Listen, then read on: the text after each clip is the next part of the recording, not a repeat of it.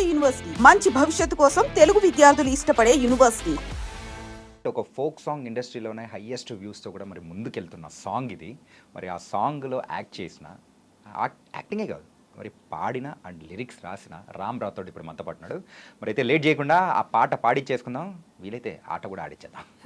Hi Ram, ఎలా ఉన్నావు? బాగున్నాను, మీరు బాగున్నారా? చాలా బాగున్నా. ఏంటి ఈ మధ్య అసలు ఇంటర్వ్యూస్ అంటేనే భయపడుతున్నావు అంట, పరిగెడుతున్నావు అంట, ఏం నడుస్తుంది? అడిగారా? లేదు, యాక్చువల్లీ బిజీ అయిపోయావు ఫుల్గా? ఈ వర్క్స్ ఉన్నాయి అన్న, ఇక సాంగ్ బాగా ఫేమ్ అయింది కదా, కొంచెం వర్క్స్ అయితే బాగా నడుస్తుంది ప్రజెంట్. ఏ ముహూర్తాన ఆ పాట మొదలెట్టారో కానీ సో మొత్తానికైతే అందరూ దగ్గరికి అంటే చిన్న పిల్లల దగ్గర నుంచి పెద్దవాళ్ళ వరకు అందరూ బాగా ఎంజాయ్ చేస్తున్నారు. రాను బొంబాయికి రాను అంటూ కూడా. ఎందుకంటే నా వాయిస్ సరిగ్గా ఉండదు కాబట్టి ఆ పాట పాడలేదు, పాడదాం అనిపించినా కానీ.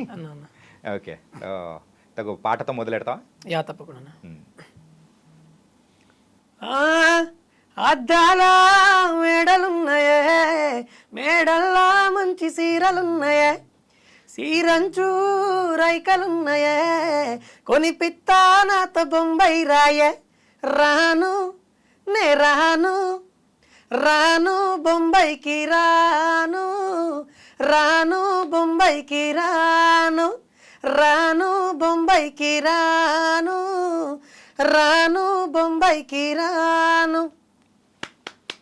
సూపర్. అండ్ రామ్ రాథోడ్, అసలు ఈ సాంగ్ ఇంత సూపర్ సక్సెస్ అయింది.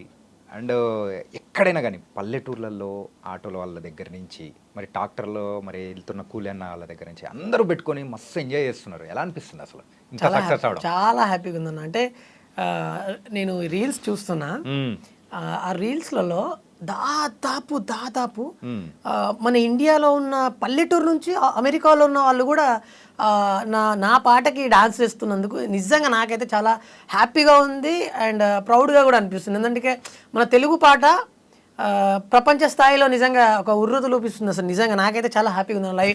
నా లైఫ్లో ఇది బెస్ట్ అచీవ్మెంట్ అనిపిస్తుంది.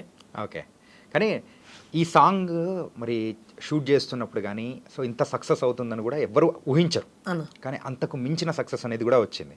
అండ్ కామెంట్స్ కూడా మీకు బాగానే వచ్చింది. So one of the best comment ఏంటి? బెస్ట్ కామెంట్స్ అంటే ఆల్మోస్ట్ వాళ్ళు కామెంట్ పెడుతున్నారంటే వాళ్ళు ఏదో ఆలోచించి వాళ్ళు మనసులో ఏదో రన్ అయ్యి వాళ్ళు ఏదో ఫీల్ అయ్యి కామెంట్ ఖచ్చితంగా బాగుంది అని పెట్టే కామెంట్ కూడా మంచి కాంప్లిమెంటే. అంటే ప్రతి ఒక్క కాంప్లిమెంట్ నాకు చాలా హ్యాపీ అనిపించింది. ఆ కాంప్లిమెంట్స్ చాలా బూస్ట్ ఇచ్చింది. అసలు ప్రతి ఒక్క కాంప్లిమెంట్ నాకు హ్యాపీ అనిపించింది. ఒక్కొక్కరైతే I'm from Assam, I'm from Odisha, I'm from Kerala, I'm from Sri Lanka, I'm from Dubai. అసలు వరల్డ్ వైజ్గా అసలు కామెంట్స్ వస్తుంటే చాలా చాలా హ్యాపీ అనిపిస్తుంది. సరే, ఈసారి అమ్మాయితో బొంబాయికి కాకపోతే ఈసారి దుబాయ్ అని పెట్టి వస్తుంది వస్తుందేమో.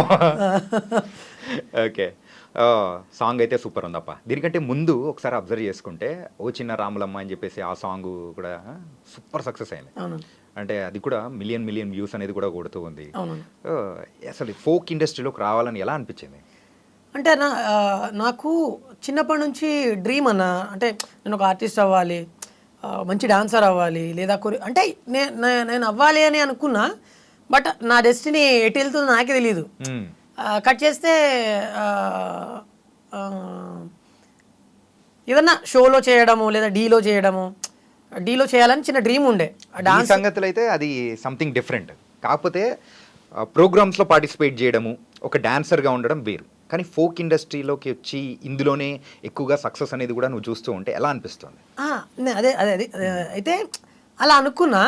కొన్ని సందర్భాల్లో ఏమైందంటే ఈ ఫీల్డ్లో అంటే లైక్ మూవీ ఫీల్డ్లో ఈ ఇండస్ట్రీలోకి రావాలంటే ఖచ్చితంగా ఏదన్నా ఒక బ్యాక్గ్రౌండ్ ఉండాలి, లేదా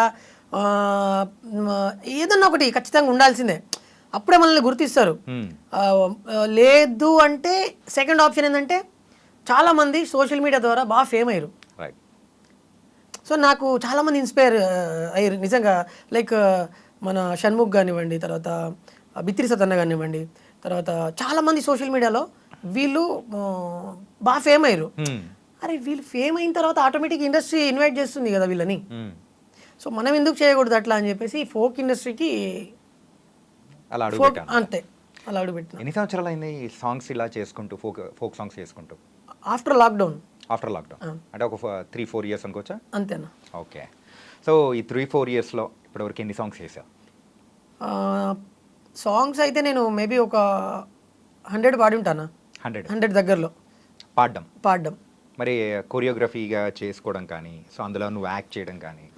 నేను యాక్ట్ చేసింది ఒక 40 దగ్గర ఉన్నాయినా, అంటే ఇంకా రిలీజ్ అయ్యేటి ఉన్నాయి, ఓకే, పెండింగ్ ఉన్నాయి, చాలా సాంగ్స్ ఉన్నాయి అవి రిలీజ్ అయ్యేటి ఉన్నాయి. ఇప్పుడు ఒక్కొక్కటి అయితే 1.5 year కింద చేసిన సాంగ్స్ ఇప్పుడు రిలీజ్ అవుతున్నాయి. సో అదే ఇది మంచి సక్సెస్ వచ్చినందుక ఏంటి అది అంటే నాకు తెలీదు, బట్ ఇప్పుడు ప్రజెంట్ అది నడుస్తుంది.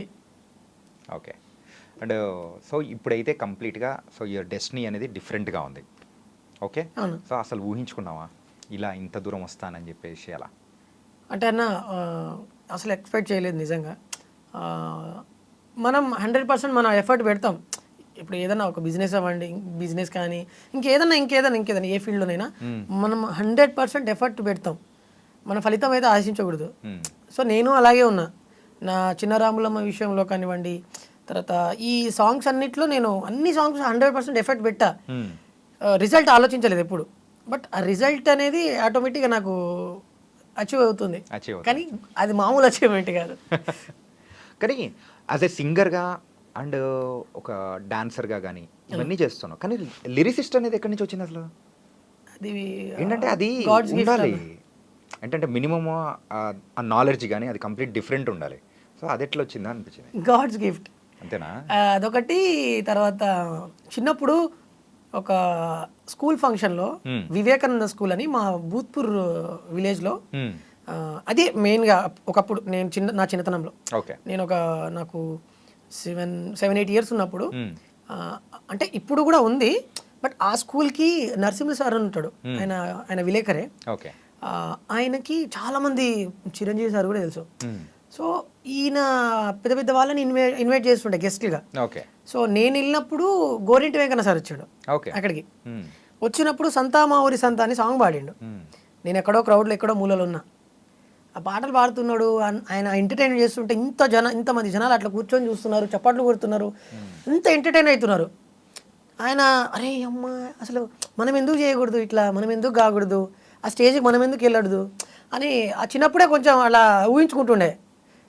అంత క్రౌడ్లో అసలు భలే అనిపిస్తుండే అది.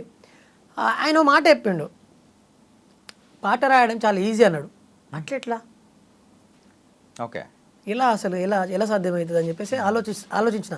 ఎలా అన్నాడు అంటే, ఇప్పుడు తమలపాకు కట్ట, కొత్తిమీర కట్ట, బుట్ట, ఈ ప్రాసలు మనకి ఎండ్ ఆఫ్ ది లైన్, ఆ లైన్కి ఎండ్లో ఆ ప్రాస అనేది క్లియర్గా కలిసేటట్టు మనం ఏదైనా వర్డ్స్ క్రియేట్ చేసుకోవాలి. ఒక పదాన్ని అంటే లైక్ ఒక సిచ్యువేషన్ని చూసి ఆ సిచ్యువేషన్ క్రియేట్ చేసుకున్నప్పుడు ఆ పాటలో ఆ పదాలు ఇవన్నీ వర్ణించేటప్పుడు ఆ ప్రాస మర్చిపోకుండా కరెక్ట్గా కుదిరేటట్టు పాటని రాయాలి. అందుకేనేమో ఈ బొంబాయికి సాంగ్ దాంట్లో అయితే స్టార్టింగ్ మరి మేడ అంటావు, మేడ తర్వాత చీర అంటావు, చీర తర్వాత చీర అంచు అంటావు, తర్వాత బొంబాయి తీసుకుపోతారా అన్నీ ఉన్నాయి అంటావు. సో అలా వచ్చిందేనా ఇది కూడా? అద్దాల మేడలు ఉన్నాయే, మేడల్లా చీరలు ఉన్నాయే, చీరంచు రైకలు ఉన్నాయే, కొనిపిత్తా నాతో బొంబాయి రాయే. ఆ ఎండింగ్ లో ప్రాస అనేది ఖచ్చితంగా ఉండాలి. ఆ ప్రాస ఉంటేనే పాట అదొక కవిత్వం. ఇక ఆ కవిత్వం ఆ టైప్ ఆఫ్ లిరిక్స్ అనమాట. సో నేను అది మైండ్లో పెట్టుకొని చాలా ట్రై చేశా. లాక్డౌన్లో కూర్చొని ఏం పని చేస్తాం ఇంట్లో, మనం ఏం నేర్చుకోవాలి, ఖాళీగా ఉండి ఏం చేస్తాం ఇంట్లో, బయటికి వెళ్ళలేము, లాక్ చేసేసి ఇంట్లో పడేసారు అందరినీ. ఏం చేయాలి, ఏం నేర్చుకోవాలి అని చెప్పి ఆ 3 months లిరిక్స్ రాయడం నేర్చుకున్నా. మనకి ఎప్పటికైనా యూజ్ అవుతుంది. బతుకుతామా చచ్చిపోతామా అది తర్వాత విషయం, ఒకవేళ బతికితే మనకి ఇది యూజ్ అవుతుంది ఖచ్చితంగా అని చెప్పి లిరిక్స్ రాయడం నేర్చుకున్నా. బాగా థింక్ చేసేటోని, నైట్లో అయితే నిద్రపోకపోయేది అసలు. అసలు ఫుల్ లిరిక్స్ మీద పెట్టేసాను. ఫస్ట్ ట్యూన్ పాట అనుకోవాలి, మనం ఎందుకు రాయకూడదు కొత్తగా పాటలు, ఎందుకు క్రియేట్ చేయొద్దు. అట్లా ట్యూన్స్ మైండ్లో అనుకోవడం, దానికి తగ్గట్టు లిరిక్స్ మైండ్లో అనుకోవడము, అట్లా పాటలు ఇన్ని పేజీలు అయిపోతుండే. అంటే అంత కష్టపడేటోని, అంటే లైక్ నైట్ 1, 2, 3 అయ్యేది ఆలోచించడానికి. అప్పుడు ప్రశాంత్ మా ఇంట్లో లొల్లి. ఎందుకు?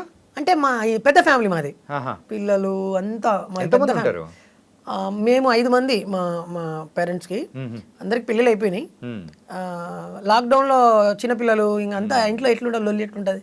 అందరు పడుకున్న తర్వాత కొంచెం మైండ్ ఫ్రీ ఉంటుంది. ఆ టైంలో 1, 2, 3 గంటల వరకు మేలుకొనే.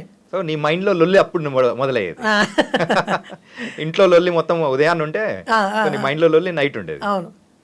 సూపర్. అంటే నువ్వు లాస్ట్